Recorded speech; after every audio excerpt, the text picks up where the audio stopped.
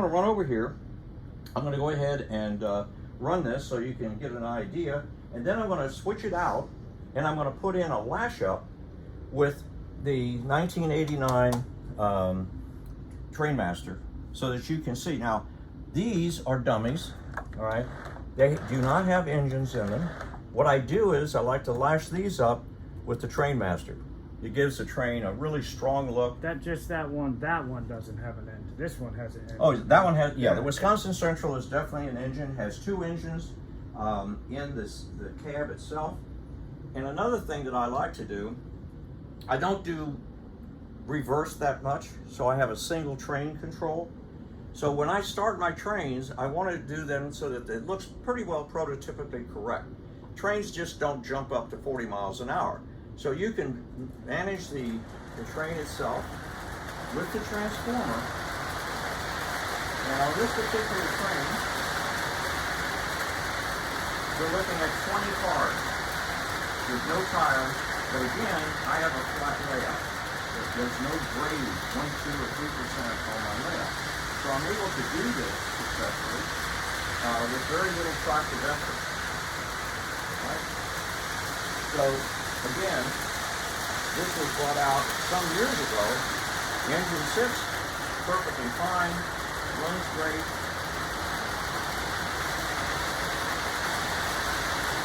Right? So I'm going to bring this back around. Then I'm going to show you a lash up on Delaware and Hudson with a 30-car train. As soon as this comes around, we'll park it so we can get a full view of this. We'll stop at that signal on that side. Now what we have here is a lash up of an SD45 with an AC33, and I think you're going to see a significant difference. Both of these engines have motors.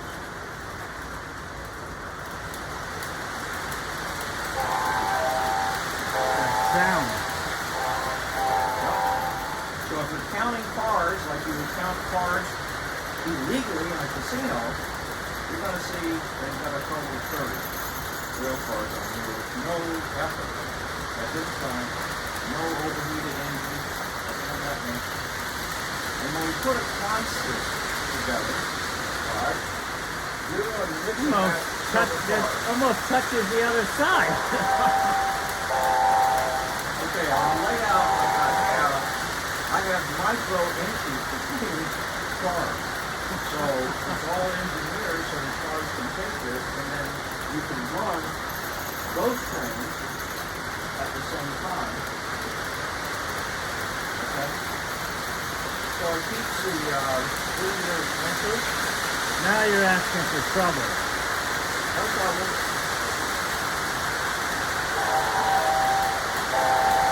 So the blue one's gonna lap it. The blue one's faster.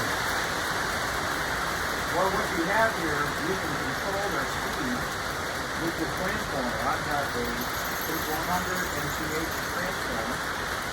It allows you to control whistle. Here. So there you have an indication of a laptop. So now what I'm going to do, I'm going to switch out the Wisconsin Central, and which, by the way, has a authentic painted caboose, which goes with it along with the Canadian natural caboose. So all of these different arrangements is what makes the hobby kind of fun. How do we make it crash? How do you make it crash? We don't want to make it crash. There's too much money involved to make it crash. So we're gonna switch out now. Reverse engines. Like I said, I can use reverse. I don't use it a lot. Why? I like directional trains. When I come out to run trains, somebody comes over to visit, they'll say, oh yeah, can we run some trains? And sure, you can run trains.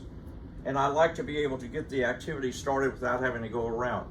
I also don't have an awful lot of trains off the track, primarily because when I put this track together, and this is the older MTH solid nickel rail, about 6 years ago, they went to a tube track again, I like the solid nickel. That's all I have. I thought that was one of the best things they came up with Mike's Train House, was the rail themselves. I don't like turning my back to you, but this is the only way I'm going to make this happen. So, and I'm going to need a pair of glasses to make it work. So I got them here. Okay, so what we're doing, we're going to put a motorized unit on, which this is a 1989. All right, and then we're going to put a lash up here with the dummies, which means they just don't have an engine in them. So we're going to do this. Put them over here. And what is the purpose of the dummy? More power, longer trains. So you've How got does to that have give a it- lot of power. How does that give it more power if it doesn't have an engine? Okay, in real railroading, they all have engines. Oh, well, Right, so so this we're is just modeling. Oh, because I was about to say, that doesn't make any dang No, sense. not at all. It doesn't Well, have that would be weight going But nowhere. I understand what you're saying. So in a real train, Mhm. it's not a dummy. It's just a less powerful one than the actual main engine. Is Well, that in right? actuality, they can share equal power. In some Oh. cases, they do, because each engine can be regulated by the engineer in the center cab, because they're all hooked up electrically and data-wise with the new engines now. He can run. But but the purpose of that would be, say, so you don't have to run two separate trains. You can run one to pull the same load that two would be able to pull, right? You got Something it. like that. Yep. So that's why now you'll get freight trains, especially going across the desert, Union Pacific and all. They have over 100 cars, okay, in the train consist, which is what they call all the cars in a group. Some of them are dedicated to basically a containerized, and I don't have that out on the rail right now. So what you have here, you've got, in real life, you'd have your forward engine, then you'd have these two engines, and generally they run them backwards so that they equal the mileage on it. They can even out the mileage. Here is tail to tail. So now I need to get this one off the rails. So we're going to get over here, and then we're going to hook the 20-car train. All right. In the meantime, let's see what we can do with this train in the center here. What we've got here is Lehigh Valley. They do a lot of coal hauling. Okay. Now you'll see the difference on the old Lionel engines. Okay. Oh, that sounds like a fire. Right. Is that good? Well, that's the way they were usually built.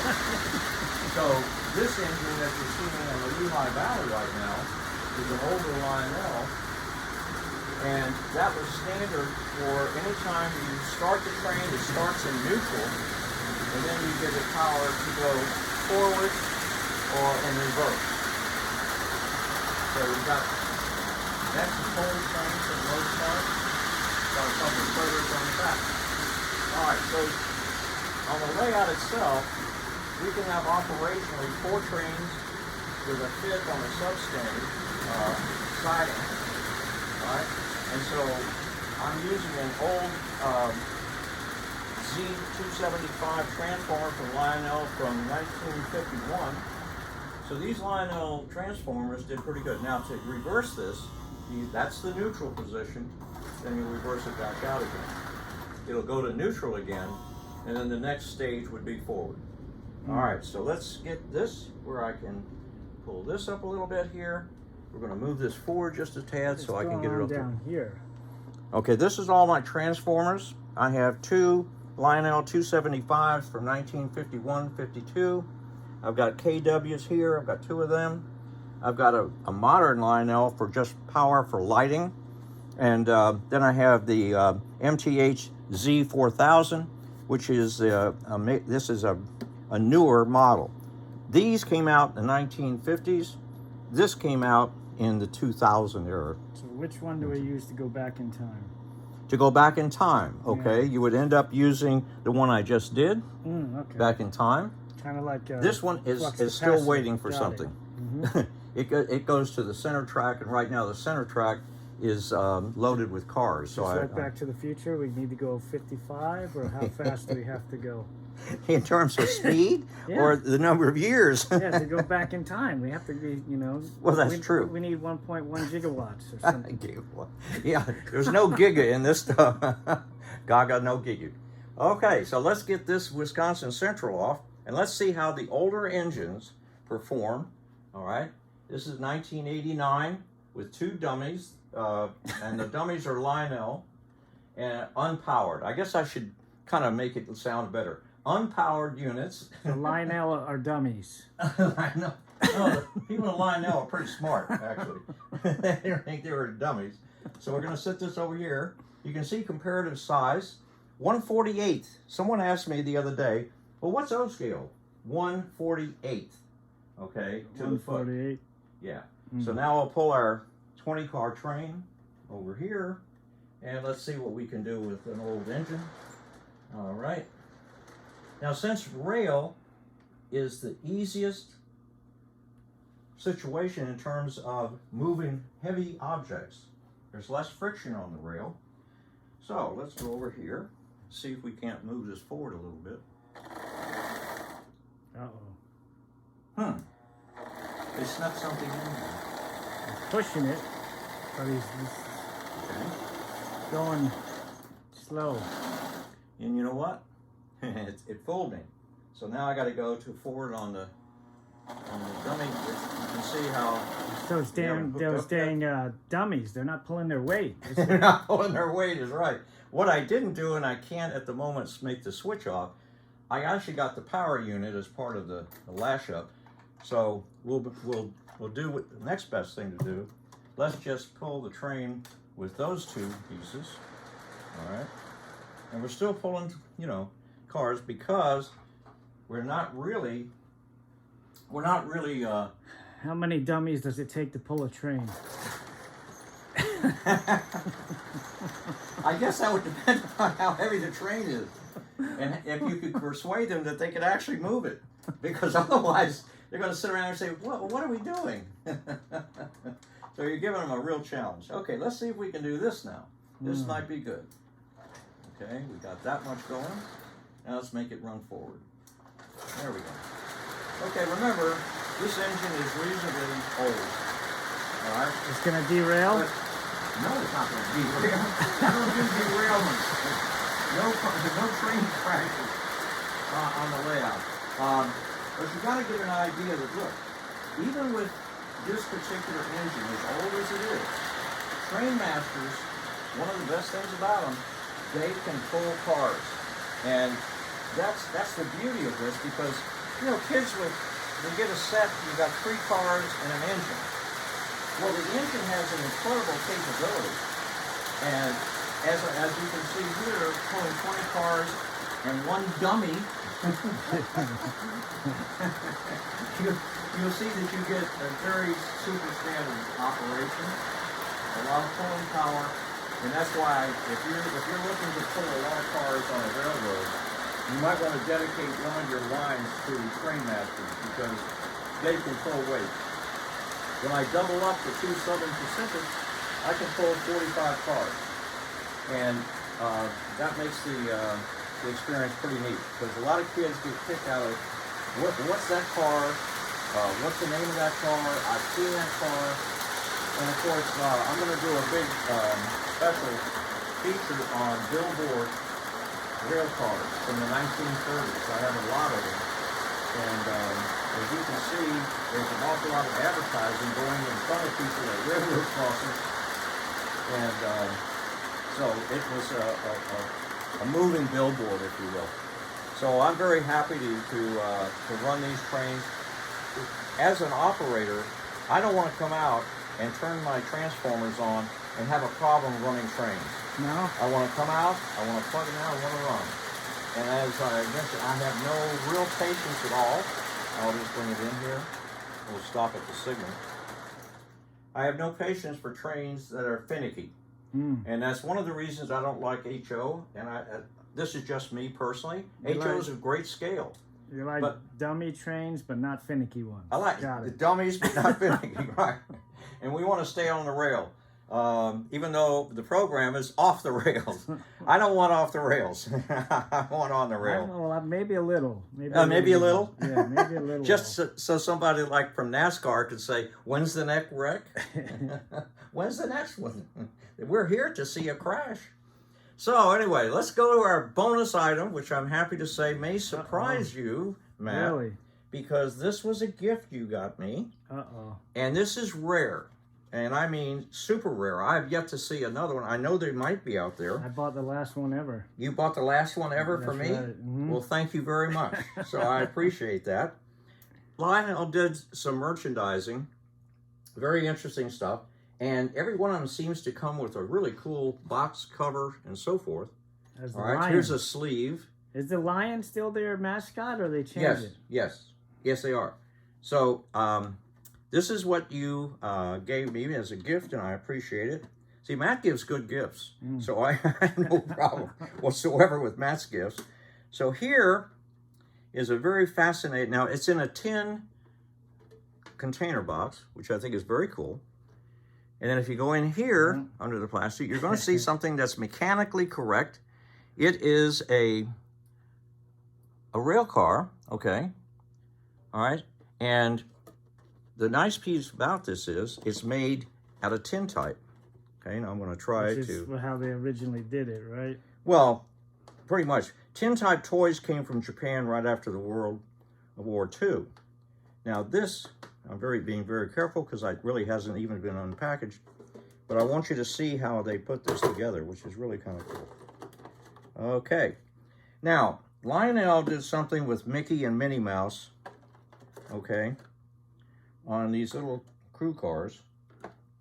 All right, so this becomes really an object of really kind of cool concern. Okay, so here we have it, and the beauty of this one is that the wheel size, all right, and where's that? It is not motorized, okay, but as you can see, what ends up happening here is nothing. But when you pull it and move it, let's see if we got here. Is there a wind up on it, I thought? I was looking for that. I had not had this out of the box since you gave it to me. I think the key, there's a key. There's a key. There's a key. Key that winds it. That makes sense. And that's in the back underneath the blue. Well, man. I didn't make the thing. When were you going to tell me that? Well, I think everybody gets the idea, but this is all metal work, which is terrific. Right. And so Lionel came in, and Matt, here's where the key goes. Yep, that's where the key goes. And that winds it up, and then the two guys start going crazy. There you go. Does it fit on the track, or what's on the bottom? Well, okay. This, again, I have not brought it out because I really treasure this. I wonder if it does. Maybe it does. I don't know that the wheel. Oh, maybe not that. Oh. Wow. Perhaps. If you wound it, if you wound it, it probably would, because it looks to me the gauge, which is the distance between the wheels. Well, let's see. We can maybe check it out. I mean, if you want to wind it and see if it goes. Well, yeah. You know, let's see if the gauge is the same. It is. It looks the same. So you could right. technically wind it and it should go. Of course. So what we're going to do, okay, is I'm going to use the instructions that you're now giving me after having had this for a while. Let's see it go. Let's see it go. Go. Yeah, let's see it go. The reason I was careful with this is because I haven't seen them. And I'm sure there may be one or two out there, but this is very unusual. Not in this condition, I don't. Well, not. Well, no, of course. And this is out of the box, brand new. But I didn't get the exact. Oh, okay. This is nice. It comes with a certificate of authenticity. Yep. And the key. The key. The key master. How nice is that? There we go. Well, Matt is super special with me when it comes to gifts, and this is a good one. This is a really good one. So this would be really cool if it actually goes. Well, if I can open this little package, I think we can find out and get the key out. Did you do this on purpose? Yeah, I did. I made sure to you give me a hard time all the time. In the smallest bag possible. It is the smallest bag possible. And then I push it closed really tight. You glued it, is what you've done. You glued it and you say, watch this. Watch what the old guy does. He won't be able to get in. It'll drive him nuts. You got it? Nope. You want me to get it? Sure, Matt. But this is really terrific. Well, you get it on the track, and I'll get the key. Okay, I'll get it on the track, but I gotta wind it. Yeah, but I think you can wind it while it's on the track. I think. Okay. I don't see Then why I'll go not. over here where I can get to it easily. Well, this is like a discovery. It certainly fits pretty good. All right, the key's coming out. It's just the key. Oh, the key's coming out now. Yeah, the I love camera's gonna be a little shaky. There you go. All right. All right, man. Let's see. Let's see what we got here. Let's see what we got. We might have a reverse. We might have it forward. It appears that it's winding. I have a lot of clocks that I have to wind daily, old clocks and stuff. So this okay. fits in pretty nice. Wait a minute. Where is he going? Oh, he's going. He's going. He's going. Okay, hold on a minute. Let's give it more room. He goes pretty fast. Hey, that's really great. That's cool. I had It no is. idea it would go on the track. I didn't either. Honestly, I didn't either. I was going to keep it as a memento, keepsake. But now, work.